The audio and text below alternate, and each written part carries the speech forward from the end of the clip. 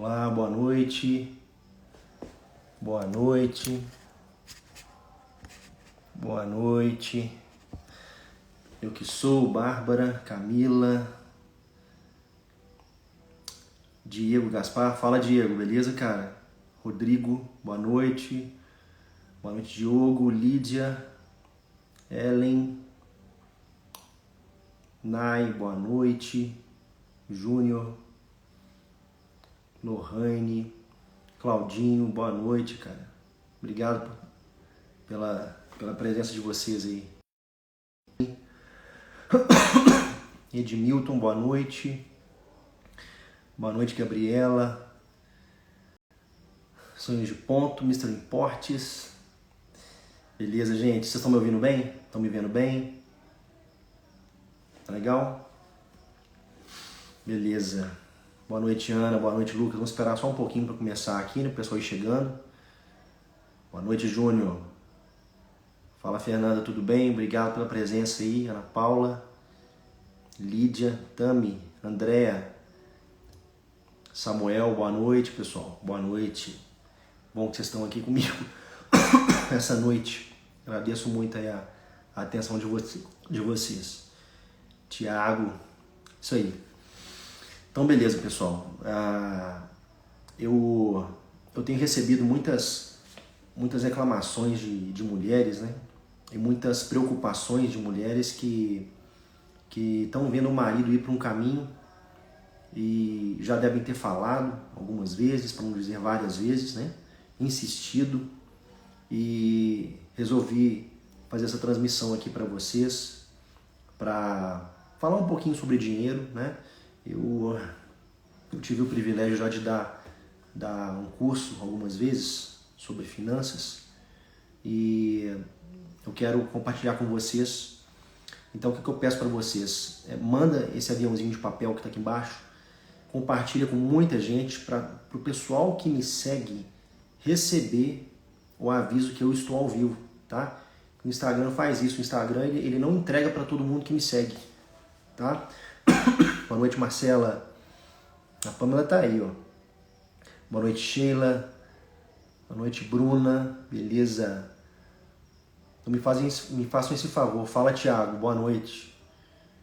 Boa noite, Amanda. Então, por favor, compartilhe agora essa live para que mais pessoas possam ter acesso a isso, tá bom? Bom, o que eu separei para vocês hoje? A Bíblia fala muito sobre dinheiro, tá? Não só em versículos específicos, mas a Bíblia fala muito sobre dinheiro. Ela conta histórias em que o dinheiro foi um divisor de águas, o dinheiro foi motivo de brigas. Ela exalta o poder de um rei através do dinheiro, das posses que Deus deu para aquele rei específico, né? Então, a transmissão de hoje é para a gente falar sobre dinheiro à luz da Bíblia, tá bom? Eu não coloquei título, né? Eu tinha que ter colocado um título na live, eu acho. Eu sempre esqueço os detalhes aí. Mas a gente precisa entender a seriedade que é isso, tá bom? Tem uma frase do Billy Graham, para quem não sabe, né? O Billy Graham era um grande pastor, um grande teólogo, tá? Norte-americano. Ele influenciou algumas dezenas de milhares de pessoas na sua vida, tá? Para você ver o peso, né, que alguma pessoa tem para o reino de Deus, eu sempre coloco aqui em consideração o velório da pessoa, né? Tem um livro que eu estou lendo que fala de um velório de um homem crente também. E o velório do Billy Graham foi um negócio assim de louco, tá? Se vocês puderem depois colocar no YouTube, Billy Graham, velório, deve estar em inglês, somente em inglês, tá? Vocês vão ficar muito impressionados, tá? O velório do Billy Graham em Washington foi um velório assim digno de um presidente dos Estados Unidos que era amado, tá? Então esse cara era pastor, era um servo de Jesus. Ele viveu uma vida ilibada, ele chegou a fazer um compromisso com outros pastores que começaram a trabalhar junto com ele para que eles fizessem um esforço mesmo para todos terem uma reputação ilibada, sabe? Isso é uma coisa meio esquisita hoje em dia, né? Parece uma coisa meio antiga, uma coisa de uma geração que não pertence à nossa, não é? E esse cara tem uma frase dele que é o seguinte, Billy Graham, tá? Se uma pessoa adquire a atitude correta em relação ao dinheiro... Obrigado, meu amor. Obrigado. A mulher trouxe um copo d'água pra mim aqui.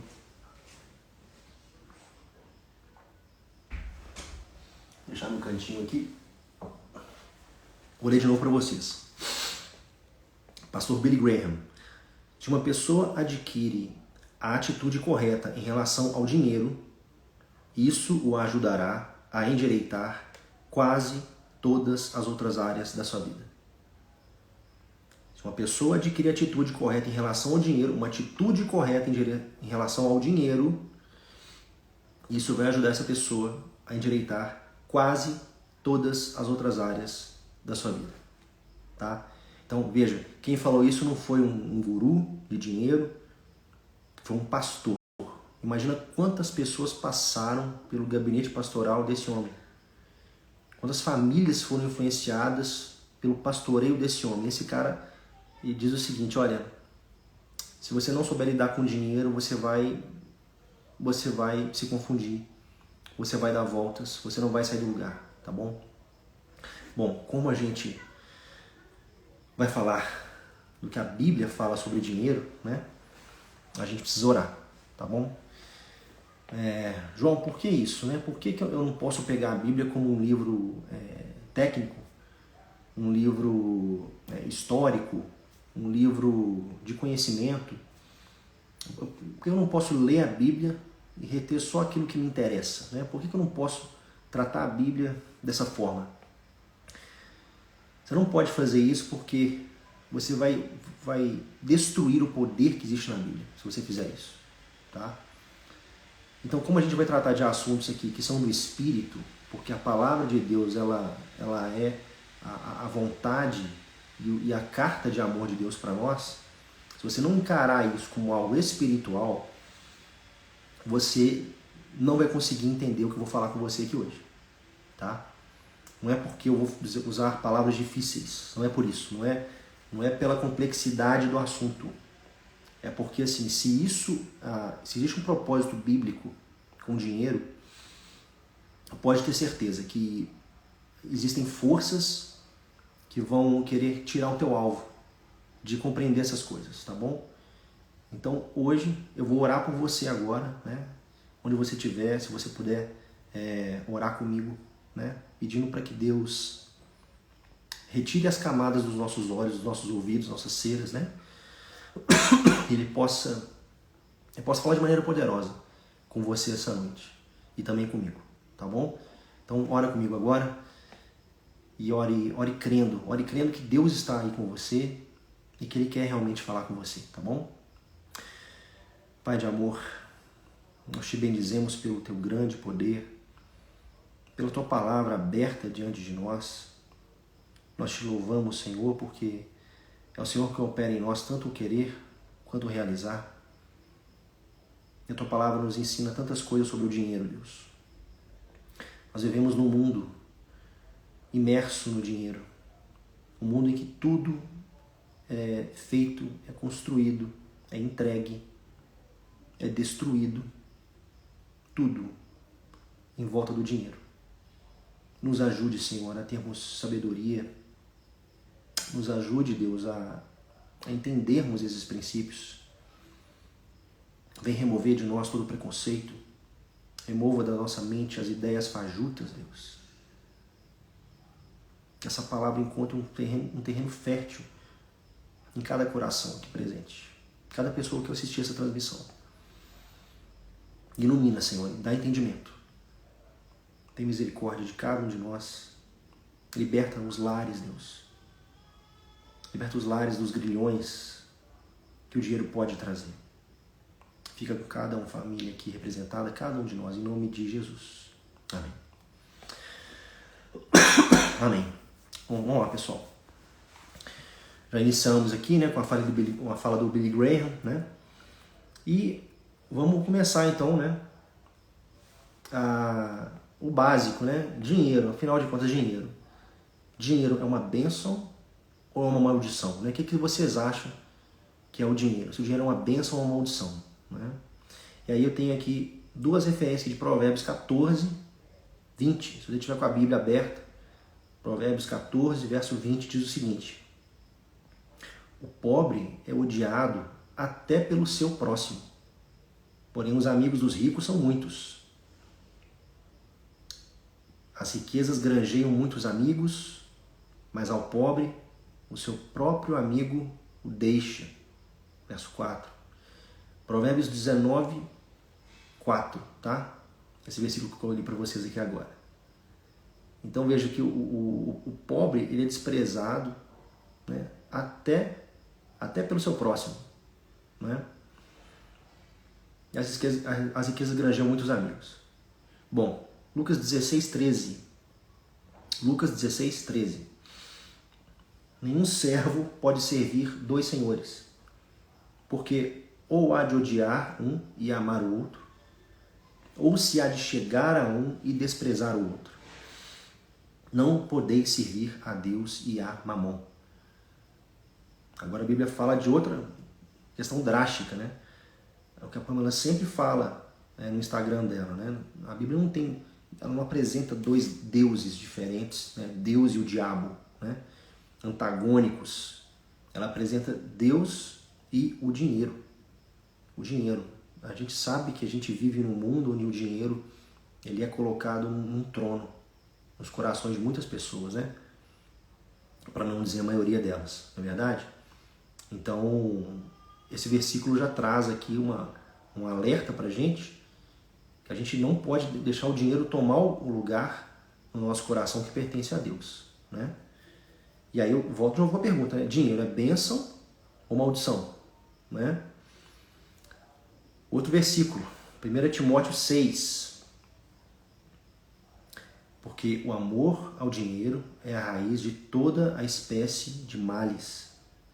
E nessa cobiça, alguns se desviaram da fé e se traspassaram a si mesmos com muitas dores. Muitas dores. Né? Veja que o amor ao dinheiro é a raiz de todos os males. Tá bom? Então vamos lá. A gente leu alguns trechos aqui que fala das consequências da riqueza na vida de um homem natural, né? Um homem que despreza a Deus. A gente colocou aqui a separação de dois senhores. E agora, em 1 Timóteo 6, 10, o apóstolo Paulo fala que o amor ao dinheiro é a raiz de todos os males. E alguns, nessa cobiça, se desviaram da fé. Amor ao dinheiro, tá? Então, o som tá normal, tá, Gilberto? Aqui tá tranquilo. Aumenta o som do seu telefone. Tá com fone de ouvido, talvez, né? Tá bom? Beleza. Então veja, o amor ao dinheiro, tá bom? Ele faz meio que uma ligação com Lucas 16, né? Porque ou você ama a Deus ou você ama o dinheiro, né? Então, se eu tô amando o dinheiro, se o meu coração ele tá deturpado, ele precisa de um alinhamento. Desculpa, um alinhamento. Se o meu coração está desalinhado e eu vou amar o dinheiro, então vai ter problema para mim. Né? Mas ainda não respondi a pergunta, né? Dinheiro é bênção ou é maldição? Porque o dinheiro traz muitos problemas para quem não tem muito discernimento, né? Vamos lá, outro trecho, tá? 1 Reis 3. Disse-lhe Jesus. Disse-lhe Deus. Porquanto pediste isso e não pediste para ti muitos dias, isso é Deus falando com Salomão, tá? Nem pediste para ti riquezas, nem pediste a vida de teus inimigos, mas pediste para ti entendimento, para discernires o que é justo. Eis que fiz segundo as tuas palavras. Eis que te dei um coração tão sábio e entendido, que antes de ti, igual não houve. Depois de ti, igual não se levantará. e também até o que não pediste te dei. Assim riquezas como glória, de modo que não haverá um igual entre os reis por todos os teus dias. Aqui, veja, querido, existia um contexto ali, né? O rei Davi tinha morrido, e aí Salomão, ele é coroado rei de Israel. E Deus aparece numa visão para Salomão, num sonho, e fala para Salomão: Salomão, me pede o que você quiser. O que você quiser, você pode me pedir que eu vou te dar por amor ao teu pai. E Salomão pôde pedir muitas coisas para Deus. Ele pediu sabedoria para guiar o povo dele, né? E Deus não só deu para ele sabedoria, como ele abençoou Salomão com riquezas. Riquezas. Tá? Então veja, se riqueza é uma maldição, então não faz sentido Deus ter dado riqueza para um servo dele. Não é verdade? Então fica essa questão aí pra gente, né? Vamos lá, Provérbios 14, 24. A coroa dos sábios é a sua riqueza. A estultícia dos tolos é só estultícia. A coroa dos sábios é a sua riqueza. Eclesiastes 10, 19. Para rir se fazem banquetes, e o vinho produz alegria, e por tudo o dinheiro responde. Isso é um versículo bíblico, gente, né? Para rir se fazem banquetes, e o vinho produz alegria, e por tudo o dinheiro responde. Então vamos lá. Colocados, né, esses trechos aqui, aí eu pergunto para vocês: o dinheiro é bênção de Deus ou é maldição? Né? Dinheiro é uma bênção de Deus, tá bom? Nós não podemos demonizar o dinheiro. Veja que assim, existe uma nuance muito fina, muito estreita, né?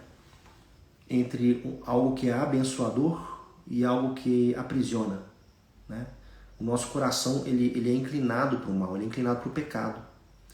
Então, quando a gente pensa em dinheiro, a gente pensa talvez em pessoas que têm recursos, a gente pensa em governos que têm recursos, né? A gente pensa em igrejas que têm recursos. A gente tende a ter um pré-julgamento porque aquela pessoa, aquela instituição tem tanto recurso assim, né? E a gente tem que se lembrar que o dinheiro, quando ele é aplicado como um servo e não como um senhor, o dinheiro nos é muito útil, tá bom? Por que o dinheiro a tudo responde, como a Bíblia está falando ali conosco em Eclesiastes? Quando você está com um problema, você precisa de um médico, não precisa? Como é que você paga um médico? Não adianta você levar para o médico uma cesta de frutas, né, para pagar uma consulta. Você não pode oferecer, né, um cachorro, um filhotinho de cachorro para pagar uma consulta, né? A gente vive num contexto em que as coisas são feitas com dinheiro, não é verdade? Você sai da consulta, tem que ir para uma farmácia. Você compra remédio com o quê? Com dinheiro. Um filho seu tem que internar, como um filho meu internou recentemente, né? Como é que você paga um hospital? Com dinheiro. Tá? Como é que você come? Como é que você se veste? Você precisa de dinheiro. A gente precisa de dinheiro. Tá? Então veja, nós não podemos demonizar o dinheiro. O dinheiro é uma bênção de Deus. O dinheiro ele abre portas, né? O dinheiro, com dinheiro é possível você ajudar pessoas. A Bíblia conta várias histórias de pessoas que com dinheiro resolveram contratar pessoas para trabalharem juntos, né? Para trabalharem para elas, para render mais dinheiro. A parábola dos talentos que Jesus conta, o talento ali, ele é dinheiro, tá? Não é um dom. Aquela parábola dos talentos. Não sei se na sua igreja pregam de maneira diferente, né? Eu por muitos anos, eu ouvi aquela parábola interpretada como se talento fosse um talento de um dom que a pessoa tem, né? A pessoa, sei lá, ela é boa musicista. Ela tem que multiplicar aquele talento dela, né? Isso está errado. Aquilo ali é dinheiro, né? Então Jesus dá um exemplo de uma parábola em que ele fala assim, olha, o dinheiro que é dado a você por Deus, ele deve ser multiplicado também, tá? Então, a gente está começando a ter um entendimento aqui, né, que o dinheiro não só é uma bênção, mas também nós temos um chamado para fazer esse dinheiro multiplicar, para ele dar frutos, tá? Vocês devem ter ouvido falar em várias oportunidades aí de, por exemplo, alguns gurus da internet, né, da economia, dando cursos sobre multiplicar dinheiro, né, sobre fazer o dinheiro render um pouco mais, né, render o máximo possível. Enfim, existe uma certa ambição em fazer o dinheiro multiplicar, tá? E a gente vai falar sobre isso, né? Não sei se vai dar tempo de falar sobre isso hoje, mas tem bastante coisa para compartilhar com vocês. Então eu quero que vocês comentem aí, né? Vocês estão entendendo direitinho e se está claro para vocês que dinheiro é uma bênção. É uma bênção você poder ter dinheiro para você comer, para você fazer uma viagem, né? Essas coisas são bênçãos de Deus, tá joia? Você colocar o seu filho na escola, né? Uma boa escola, você ter acesso a um lazer, né? Enfim, espero que ninguém está falando nada, né? Mas eu vou, ok? Então tá bom, ok. Então eu estou considerando que essa parte tá legal, né? Beleza, então, Mauro. Beleza, obrigado, Mauro. Então vamos lá. Então dinheiro é bênção, né, gente? Dinheiro é bênção. Então vamos lá. Vamos falar um pouquinho sobre finanças, tá bom? Finanças é a ciência e a profissão da gestão do dinheiro. A ciência da estruturação dos arranjos econômicos necessários à consecução de um conjunto de objetivos, quanto à intendência dos ativos indispensáveis a essa realização. Quanto ao verbo financiar, significa fornecer fundos para negócios e projetos, Wikipedia, né? Então, o conceito de finanças, ele é bem pomposo, né?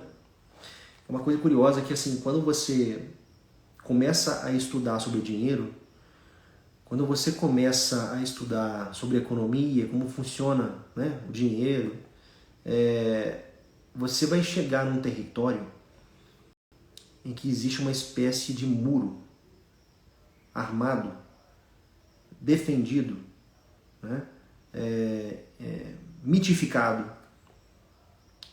para coibir o conhecimento que está ali dentro, tá? Vocês já viram alguma vez aquelas reuniões lá do Senado, né, das câmaras dos deputados, enfim, e aí um ministro resolve falar, aí o cara dá um discurso assim super pomposo, uma linguagem extremamente culta, difícil, aquela linguagem assim que você fala assim, cara, eu não sou nada, eu sou uma ameba, né? E depois de tanto falar, né, o cara fala assim, olha, está deferido. Você fala assim, cara, não entendi nada, né? O que quer dizer isso, deferido, indeferido, né? O que aconteceu? O que estão falando ali dentro, né?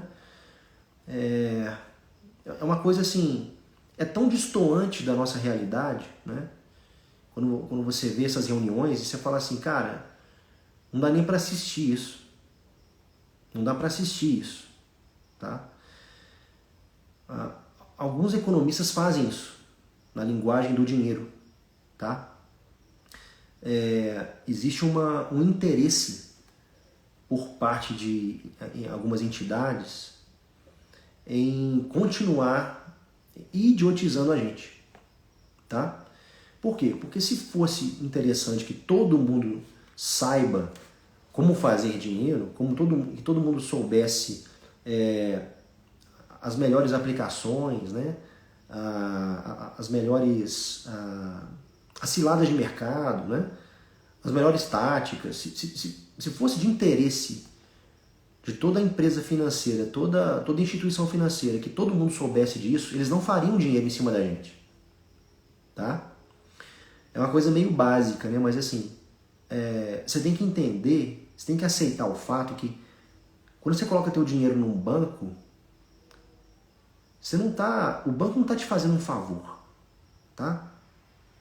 Ele não está te fazendo um favor, você está ajudando o banco com o seu dinheiro a fazer investimentos muito melhores do que o que você acabou de fazer ali, tá bom? Então, por que eu estou falando com vocês esse assunto aqui agora, né? Porque assim, o conceito de finanças, ele é completamente distoante da nossa realidade, tá? Mas o que importa pra gente é o seguinte, a finança é o quê? Finança é você fazer a gestão dos seus recursos monetários. É você administrar o que você tem de dinheiro, tá bom? Isso aqui é Wikipedia, gente. Alguém foi lá e colocou, o termo tá perfeito, tá bom? Só é difícil de entender, né? Como tudo sobre dinheiro. Tudo que você for pesquisar sobre dinheiro é difícil, tá? Tanto é que tem algumas pessoas na internet, né, que estão ganhando dinheiro fazendo o quê? Desmistificando certos termos, ensinando outros caminhos, né? Aí você compra um livro, aquele livro te ensina alguns conceitos. Opa, agora eu entendi isso aqui. Mas você pisa numa corretora, o cara de repente começa a falar uns termos, você fala assim, nossa, eu não quero nada disso, eu quero isso aqui, ó. Você pega o livro e fala assim, ó, eu quero que você faça isso aqui pra mim, ó. Você consegue fazer isso aqui pra mim? Né? Agora, pra você chegar nesse nível, você tem que estudar, né? Mas enfim. Bom, vamos lá. Queridos, o dever do controle das finanças, ele precisa ser do homem numa família, tá bom? Houve uma série de perguntas que mandaram para mim nessas últimas caixinhas que eu abri, nos últimos 15 dias, né? Eu não respondo todas as perguntas, tá? Mas muita gente questionando essa coisa, né? Olha, meu marido é muito pródigo. Pródigo quer dizer gastador, tá, gente? A gente lembra da palavra filho pródigo, né? O filho pródigo, né? O filho será pobre, não, o filho gastador, tá bom? Então meu marido é muito gastador, muito pródigo. Então eu fico com medo de colocar a gestão financeira na mão do meu marido, porque o meu marido vai fazer merda. E faz mesmo, né? E aí a gente olha para como as coisas são nos nossos dias, né? Nós homens, nós nunca fomos tão fracos, nunca fomos tão covardes para simplesmente fazer aquilo que Deus já nos deu para fazer, né? E como as mulheres são muito preocupadas, muito cautelosas, as mulheres são muito proativas, né?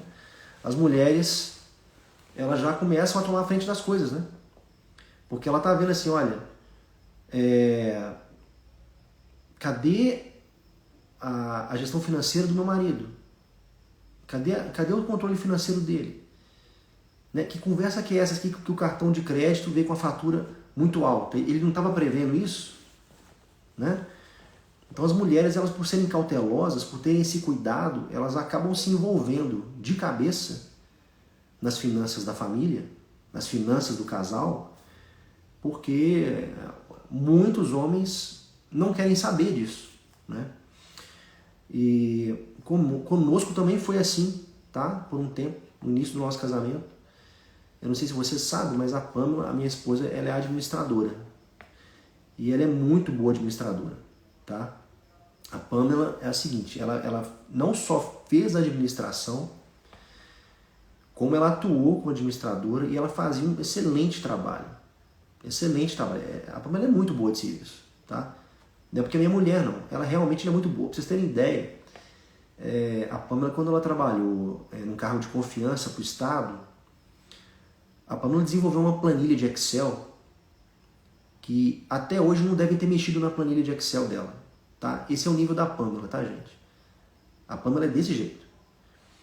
Então, a Pamela sendo administradora, a gente se casou, né? Eu era muito ferrado, vocês não fazem ideia, tá? Quando eu namorava a Pamela, eu era autônomo, né? Eu não tinha carteira assinada. E, assim, nem conta bancária eu tinha. Porque eu falei assim, cara, eu vou abrir uma conta bancária pra quê? Pra custear a manutenção da conta, né? E eu não tinha conta digital naqueles dias, né? A gente casou em 2008. Então, quando a gente casou, eu consegui um emprego 2 meses depois, graças a Deus, né? Fichado. Eu tive que abrir conta em banco, né? De um jeito ou de outro, né? Eu olhava para a Pâmela e falei assim, Pâmela, você é administradora, você manja muito mais dinheiro que eu, né? Cuida disso. Cuida disso, né? E ela achou ótimo, né? Porque ela é administradora, ela é colérica, né? Tem um temperamento colérico, ela toma iniciativa das coisas, ela gosta de tomar a frente das coisas, por natureza, né? E a gente até brincou, né? Porque assim, eu comecei a trabalhar, eu tinha um bom emprego, a Pâmela 2 meses depois entrou nesse emprego que ela tinha de cargo de confiança, nós não tínhamos filhos, né? Então o que aconteceu? A gente começou a juntar dinheiro, né? Morávamos de aluguel, não tínhamos dívida nenhuma, graças a Deus, né? Não recomendo que vocês façam isso, recém-casados, em hipótese alguma, tá? Vou tomar uma água aqui. Não façam isso, né? Vou falar sobre isso em outro momento, mas não façam isso. Então eu dei a chave do carro para ela, olha, o que você achar melhor aí? Ela já foi falando, né? Administrador não, renda fixa, né? E tal, investimento seguro, que o administrador é assim, né? O administrador, ele tá treinado a mostrar um saldo positivo no final do ano, né? Pro patrão, né? Então ela foi aplicar isso pra gente. E foi até uma brincadeira nossa, né? A gente falou assim, olha, vamos deixar um dinheirinho separado aqui pra você brincando aí, né? Com bolsa de valores e tal. Eu comecei a ler sobre isso nessa época, 2009. E é muito curioso, né? Muito curioso, porque à medida que eu fui estudando, eu comecei a ficar muito animado em investir, né? A investir. E Deus nos deu o privilégio de poder investir em coisas diferentes, né? Eu pude investir em ouro, investir em ações, investimos em imóvel, a gente investiu em tesouro direto, debenture, e a coisa foi desenvolvendo, né? E foi vindo resultado, né? Foi muito bom. Mas eu ainda estava naquela assim de não insistir muito com a Pâmela, né? Porque, poxa, a Pâmela a Pâmela aí dando as caras dela, né? O portfólio que ela escolheu rendeu muito. Mas eu deleguei isso para ela, né? Para mim era muito cômodo delegar isso para ela, de não falhar com ela, né? Eu tinha um receio tão grande de falhar com a Pâmela nesse sentido que eu falei assim, cara, se isso ficar na mão dela é menos uma preocupação para mim, né? Porque eu já casei assim preocupadaço com um monte de coisa, né? E orando por ela, né? E sempre, enfim. Mas o que eu queria dizer para vocês é o seguinte: num momento posterior, quando eu olhei para trás, eu me senti frustrado, porque se eu tivesse tomado as rédeas lá atrás, a gente teria ganhado muito dinheiro, tá? Porque eu estava no time perfeito para realmente fazer a coisa fluir. Mas eu deleguei isso para a Pâmela, né? Então eu não culpo a Pâmela disso, absolutamente, a culpa foi minha, né? Tanto é que ela sempre me cobrava, né? E aí, né? Como é que tá isso aí? Tá dando certo, né? E muito disso foi culpa minha, tá? Então veja bem, queridos, eu não estou aqui estimulando as esposas a já entregarem a chave do carro para o marido que está alucinado com o investimento. Não faça isso, tá bom? O que a gente precisa fazer é estudar muito. A gente tem que se dedicar muito, muito, muito a estudo. Você não pode ir na onda simplesmente de ter ouvido falar alguma coisa. Porque você viu uma propaganda, porque tem um cara que está mexendo com tal coisa. Não é tão simples assim, tá? É bem complexo. Então, essa questão do homem tomar as rédeas do investimento, eu vejo como algo espiritual, tá bom? Aí algumas mulheres podem falar assim, meu marido não sabe, não manja nada disso. Seu marido precisa de um curso, de uma formação nessa área. Ele precisa ler livros, tá certo? Imagina o seguinte, você tem um carro na garagem, teu filho acabou de fazer 18 anos, né? Mas ele não tem a carteira para dirigir o carro. Ele não tem habilitação ainda, tá certo? Ele tem a idade para dirigir, mas ele não tem a licença para dirigir. O que você tem que fazer para dirigir? Você tem que aprender a dirigir, não é verdade? Então, enquanto você... Sim. Enquanto você não está pronto para dirigir um carro, você não pode dirigir um carro. Então o que você faz? Deixa o carro parado na garagem. Encosta o carro na garagem, deixa ele fechado, trancado, né? Limpinho, mas ele está parado. Você não corre o risco de tirar o carro da garagem e bater ali na esquina, de atropelar alguém na rua, tá certo? Então o que nós homens temos que fazer? A gente tem que se capacitar, tá? Depois que você se capacita, estuda muito, ok. Tô começando a entender como funciona essa coisa de dinheiro, né?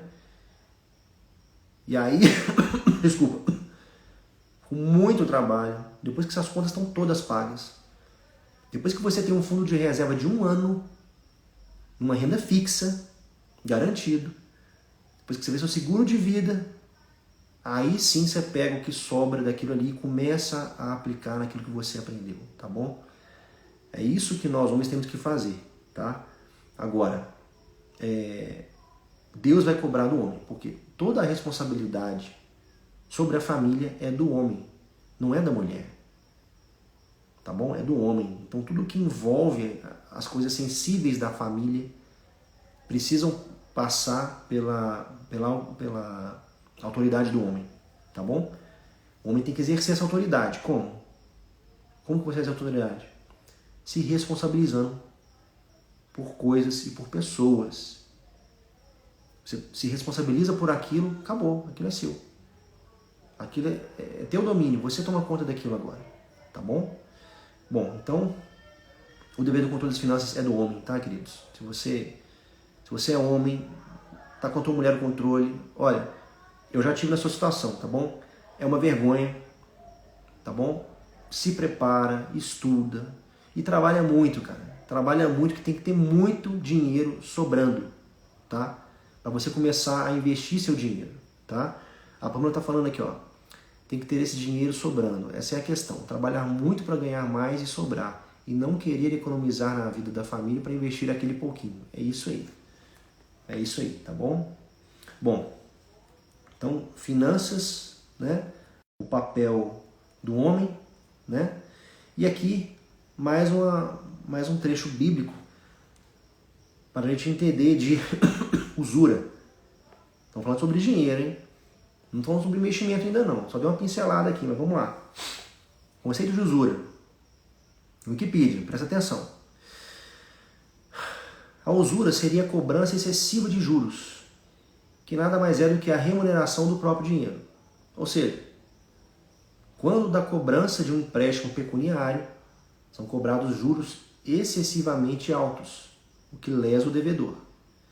É prática repudiada socialmente, usura, sendo considerada conduta criminosa por diversos ordenamentos jurídicos, inclusive o brasileiro. Então existe uma lei no Brasil, né, que é a lei da usura. Lei da usura. Lei da usura é a denominação informal atribuída no Brasil à legislação que define como sendo ilegal a cobrança de juros superiores ao dobro da taxa legal ao ano. Tá bom? Taxa Selic, tá, gente? É a Selic que é o referencial pra gente aqui. Então, vou ler de novo para vocês aqui, ó. Define como sendo ilegal a cobrança de juros superiores ao dobro da taxa legal ao ano. Então, a usura no nosso país, você não vê ela em aplicação praticamente, né? Por quê? Porque a taxa Selic está tão alta que para você cobrar mais do que o dobro da Selic de juros é crime, tá bom? Então, você está na dúvida se aquela taxa de juros está justa, se não está, pega a taxa Selic vigente, multiplica por 2 e veja se aquilo está acima dela, tá bom? Isso é usura, tá bom? Isso aí, vamos lá. Usura. ou a cobrança exorbitante que põe em perigo o patrimônio pessoal, estabilidade econômica, sobrevivência pessoal do tomador de empréstimo. Nesses casos, o emprestador é denominado agiota. Obrigado, amor. Obrigado, amor. Então, o agiota, quando ele é o tomador de empréstimo, né, de maneira que ele abala a estrutura familiar de quem pediu emprestado, ele é chamado de agiota. Tá? Agora presta atenção no que a Bíblia fala. Olha só. Êxodo 22, 25. Se emprestares dinheiro ao meu povo, ao pobre que está contigo, não te haverás com ele como usurário, não lhe imporeis usura. Isso é Êxodo 22, 25. Você fala assim, João, mas isso está na lei de Moisés, né? Por que trazer isso para cá? Por que a gente não rasga o Antigo Testamento? Porque ele é uma referência para a gente, tá bom? E existe a palavra usura na Bíblia, né? Então olha só, Deus falando para o povo, ele não está falando para o mundo inteiro, isso que ele está falando aqui. É uma mensagem de Deus para o povo dele, ou seja, eu vou contextualizar para os nossos dias aqui. É como se Deus estivesse falando para a igreja agora, tá? Para a igreja. Igreja, se alguém emprestar dinheiro a alguém da igreja, ao pobre da igreja, da sua igreja, não te haverás com ele como usurário, não lhe imporeis usura. Deus está proibindo a gente de cobrar usura, de praticar usura, de cobrar juros exorbitantes de um irmão nosso de fé.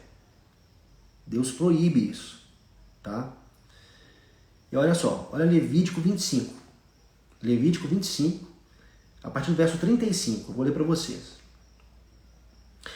E quando o teu irmão empobrecer e as suas forças decaírem, então sustentá-lo-ás, como estrangeiro e peregrino viverá contigo.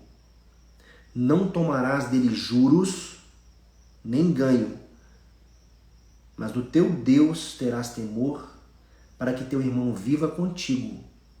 Não lhe darás teu dinheiro com usura, nem darás do teu alimento por interesse. Isso aqui é uma ordem de Deus para o povo dele, para a igreja dele. Tá? Se o irmão nosso de fé empobrece, as suas forças decaírem, ou seja, o sujeito empobreceu de não ter condição nem de trabalhar. Ele realmente assim, ele está depressivo. Como acontece com muitos moradores de rua, né? O irmão empobrece, o cara fale, ele fica tão deprimido que ele acaba indo para a rua, ele não paga mais nada, chega uma hora que despejam ele, né? Então, sustentá-lo-ás, você vai cuidar desse irmão, tá? Como estrangeiro e peregrino viverá contigo. A Bíblia está dizendo que se o irmão nosso de fé ficar na pior, nós cuidamos dele. É isso que a gente faz com dinheiro no contexto da igreja, queridos. Tá? Então, um dinheiro na igreja, ele não é simplesmente para comprar tudo do bom e do melhor porque é para Deus. A gente, quando oferta um dinheiro na igreja, quando a gente dá o nosso dízimo, o que a junta diaconal faz? A junta diaconal ela vai fazer todo o balanço daquilo, né? E junto com o conselho da igreja, vai decidir quem vai ser ajudado. Quem vai ser ajudado, tá? É para isso que serve o dinheiro dentro da igreja. Depois que não tem mais nenhum pobre necessitado na igreja, não tem ninguém precisando de nada na igreja. Opa, vamos comprar uma bateria nova? Né? Vamos comprar equipamento novo? Né? E a gente não costuma ver isso com muita clareza, porque muitas igrejas fazem isso com discrição, tá? Eu posso falar da nossa igreja, né? A nossa igreja ela tem esse cuidado, tá certo? Eu me lembro quando a Laurinha foi diagnosticada com diabetes, ela tinha 11 meses de idade. E a gente tinha decidido financiar um apartamento, porque o aluguel era muito caro em Belo Horizonte, né? O aluguel dobrou de um mês para o outro em Belo Horizonte e nós não tínhamos recursos para cuidarmos dela, né? A gente tirou do hospital, levamos para casa, a gente comprou a primeira leva de insumos, a gente levou no melhor endócrino de Belo Horizonte, né? E até hoje, oficialmente, é o endócrino dela, né? E sem condições, né? O pastor fez uma visita lá em casa e eu lembro que a prestação do apartamento, não sei se era R$ 2.100 e eu ganhava R$ 5.000 na época, uma coisa assim, mais um pouco, uma coisa assim, tá? Eu sei que o pastor falou assim, tá tudo bem agora, né, João? Eu falei, não, na verdade não, na verdade agora apertou pra gente, né? Mas por quê? Não, porque a conta não vai fechar, né? A gente tem uma prestação aqui, a gente assumiu uma dívida, nós temos uma prestação aqui que ela já foi arrojada, a gente não se programou para uma doença, né? E nós vamos ter que vender o apartamento, nós vamos ter que dar um jeito de devolver esse apartamento, vender esse apartamento e alugar de novo alguma coisa para a gente morar, né? E o pastor, ele comentou com alguns membros, eu vou resumir para vocês a história, né? Se você fizer a conta de quanto que eu dava de dízimo, R$ 500 de dízimo, né? O tratamento dela começou custando R$ 1.800, R$ 1.900, uma coisa assim, né? Ou 2.000 e poucos reais, eu não lembro direito. Eu sei que assim, era meio que a prestação do apartamento para cuidar da Laura, né? Eu dava R$ 500 de dízimo. O que aconteceu? A igreja bancou o tratamento dela. Bancou, né? Com os R$ 500 que eu dei, eu acabei colhendo R$ 2.000 por mês de reembolso com nota que eu apresentei de insumo e tal. E foi assim por uns bons meses. Até que meu empregador na época resolveu também me ajudar. Aí eu falei, olha, igreja, obrigado, mas assim, a metade o empregador está pagando já. Não, então a gente paga a outra metade. Então a igreja é isso, queridos. A igreja, ela está sempre disposta a ajudar os irmãos que padecem, que precisam de ajuda, né? Eu não estava beirando como esse trecho, né? Graças a Deus, a gente estava longe de mendigar o pão, vamos dizer assim, né? Mas os irmãos, em amor a nós, por amor a Laurinha, né? Nos ajudaram muito. Foi uma bênção de Deus pra gente durante, sei lá, acho que 1 ano e meio, foi assim, tá? E então, assim, dinheiro é uma bênção, gente. É uma bênção, né? Bom, enfim, estamos falando aqui do empréstimo para os irmãos, né? Então, se um irmão seu cair, você não cobra nem juro e nem ganho dele, você acolhe ele, né? Até você reerguer o cara, tá bom? Isso é igreja, queridos. Isso é igreja, tá bom? Bom, sobre tornar-se fiador. E aí de um estranho, né? Fique claro que é de um estranho. Por quê? Vamos lá. Deuteronômio 23, a partir do versículo 19. A teu irmão não emprestarás com juros, nem dinheiro, nem comida, nem qualquer coisa que se empreste com juros. Presta atenção. A gente falou de usura. Usura é até crime no nosso país. Falando de juros, olha só. A teu irmão não emprestarás com juros, nem dinheiro, nem comida, nem qualquer coisa que se empreste com juros. Você não empresta para ninguém da tua igreja com juros. Você não faz isso. Ao estranho, cara de fora da igreja, não é seu irmão de fé, ao estranho, emprestarás com juros, porém a teu irmão não emprestarás com juros, para que o Senhor teu Deus te abençoe em tudo que puseres a tua mão na terra a qual vais possuir. Isso é um mandamento de Deus, queridos. Mandamento. Se você já emprestou dinheiro para alguém da igreja, se você cobrou juros, devolve para o teu irmão os juros que ele te deu. Devolve. Outro trecho, Provérbios 11, versículo 15. E Provérbios 20, versículo 16. De certo sofrerá severamente aquele que fica por fiador do estranho. Mas o que evita a fiança estará seguro. Ficando alguém por fiador de um estranho, tome-se-lhe a roupa. Olha só, olha a orientação que Deus está dando para a gente aqui agora, querido. Está dizendo que se você for emprestar para um estranho, você vai emprestar com juros. Mas se você decidir emprestar o teu dinheiro para alguém de fora da igreja, você vai sofrer severamente. E vão te tomar roupa no teu corpo. Então veja, como que a gente lida com dinheiro dentro da igreja? A gente empresta sem cobrar juros. Com alguém de fora da igreja, se você quiser emprestar, saiba que você vai penar com esse empréstimo. Tá bom? Provérbios 17, versículo 18. O homem falto de entendimento compromete-se, ficando por fiador na presença do seu amigo. O homem falto de entendimento compromete-se, ficando por fiador na presença do seu amigo. Ou seja, o provérbio, ele já considera que o fiador, por fiador, é de um estranho. Não é de alguém da igreja. Tá? Então, a quem falta entendimento,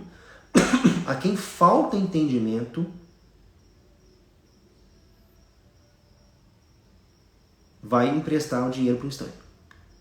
Então, se você pensa em emprestar dinheiro para alguém que não é um irmão de fé, que não é da sua família, você está lascado. Você está lascado. Tá bom? Isso é o que Deus fala, não sou eu que estou falando. Tá joia? Bom, então, sobre tornar-se fiador, o que a gente conclui aqui? Só se for de um estranho. E saiba que você vai penar para receber esse dinheiro de volta. Né? A gente está falando de uma época que não existia bancos ainda, né? Não existia sistema monetário, não existia, era uma coisa muito arcaica, né? Mas as pessoas elas tinham que lidar umas com as outras para obter alguma coisa, né? Para conseguir alguma coisa. Bom, já está dando quase 1 hora de live. Essa primeira parte eu vou encerrar com um versículo bíblico para a gente, tá bom? O versículo bíblico é em Provérbios 21, 13. Tá joia?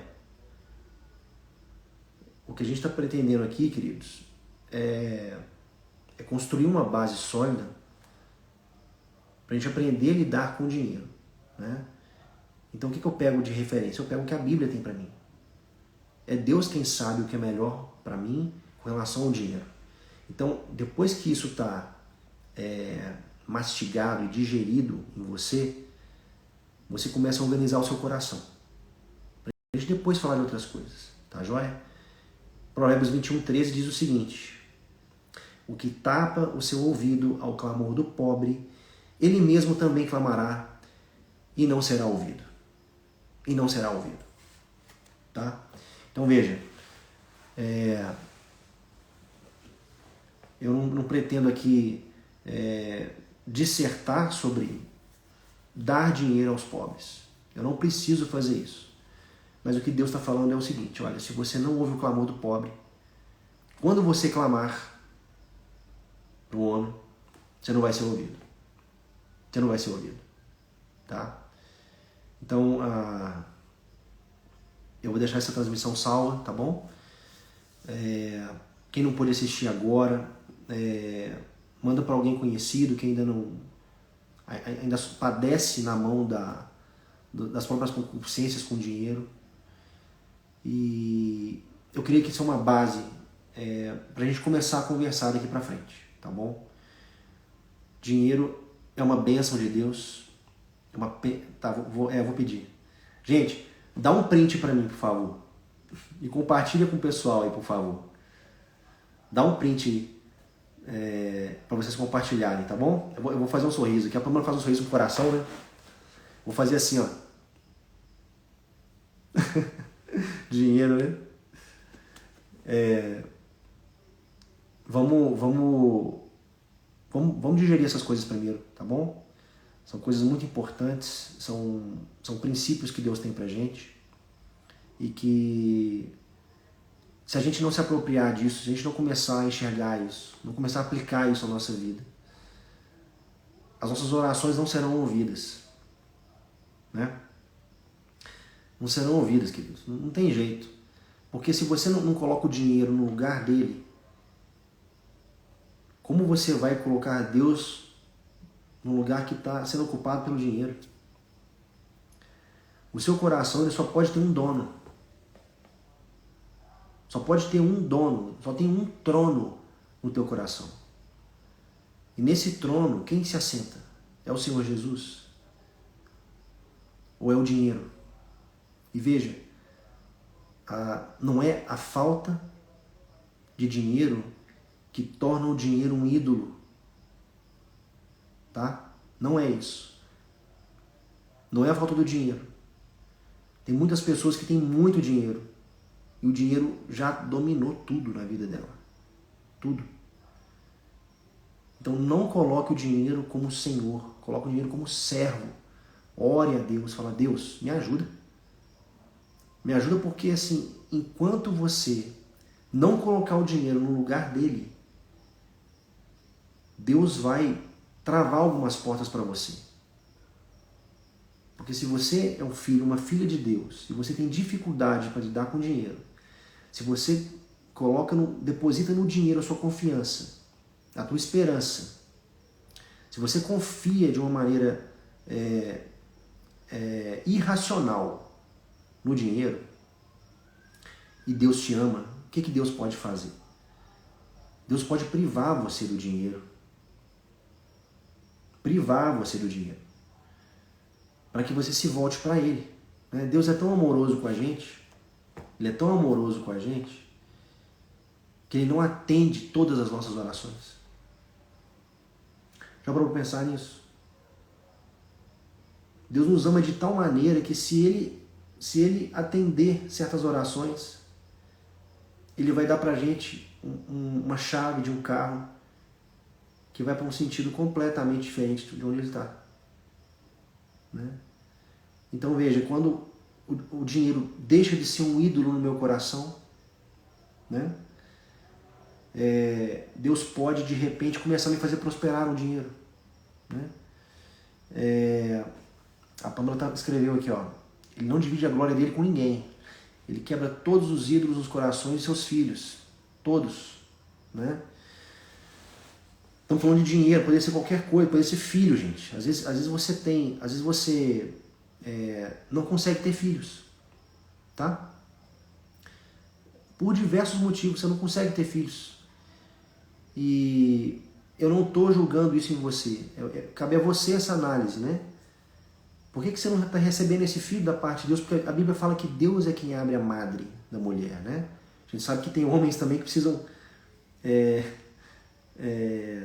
ser abertos, né? Tem homens que são estéreis, né? Por que Deus não está dando esse filho? Será que esse filho não tomou o coração de Deus no seu coração? Entende? Então se Deus te ama, Deus quer você como? Deus quer você do lado dele. Deus quer você na presença dele. Para que Ele vai te dar algo que vai te afastar dele? Entende? Com dinheiro não é diferente. Então, assim, eu queria te convidar a isso, para você fazer uma autoanálise, para você se derramar na presença de Deus. Né? Confessa para Deus se você tem esse pecado. Né? Deus, eu confio demais no dinheiro, eu não tenho paz. Né? Eu não tenho paz. Independente se você tem dinheiro ou você não tem. Você não pode ter essa confiança no dinheiro. Mas, João, a gente vive num mundo que é tudo... Sim. Mas nós não somos desse mundo. Você e eu não somos desse mundo. Nós não nascemos para continuarmos nesse mundo. Nós somos criados para lutar nesse mundo. Para a gente viver por fé. Nesse mundo, sim, que tudo é a base de dinheiro. E Deus pode te dar muito dinheiro em muito pouco tempo. Deus pode abençoar com um emprego maravilhoso. A sua empresa, de repente você abre uma empresa, você fica muito bem de vida. E você olha para trás e fala, cara, só agora que chegou essa bênção, né? Por quê? Porque não ia ser bênção lá atrás. Não ia ser bênção hoje para você. Tá? Ok, pessoal? Então o Éder falou, né? Onde está o seu coração, aí está o teu tesouro. Perfeito, Éder. Né? Vamos ver aqui, ó. Bom, o que o senhor acha de um conselho de igreja que aí vislumbra fechar o caixa no azul e não se importa com seu pastor e nem investir no reino? É uma visão administrativa, né? Não é uma visão de reino, não é verdade? Porque se eu trato a igreja como um CNPJ, como uma empresa que precisa fechar no azul, eu estou tirando da igreja uma autoridade sobre o dinheiro. Ok? Ah, João, mas vai entrar no cheque especial. Não tem problema. A gente paga. João, mas vai faltar ali se a gente fizer isso. Não, mas quem cuida da igreja? É o banco que cuida da igreja? É o gerente de banco que cuida da igreja agora? É o Itaú? É o Bradesco, o Banco do Brasil, que cuida da igreja? De quem é a igreja, queridos? De quem é a igreja? A igreja é de quem cuida dela. Então, quando o conselho dessa igreja devolver para o dono dela o cuidado de tudo que está acontecendo ali, as pessoas vão ver a glória de Deus. As pessoas vão testemunhar a glória de Deus. Porque tudo pertence a Deus. Tá bom? Amém.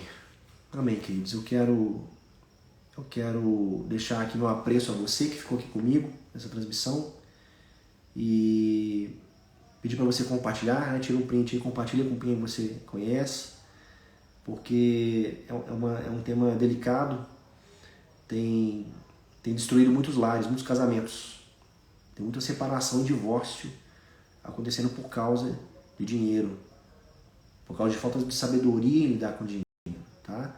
E se realmente tiver uma repercussão legal, né? Quem sabe terça-feira que vem a gente continua falando outras coisinhas com vocês, tá bom?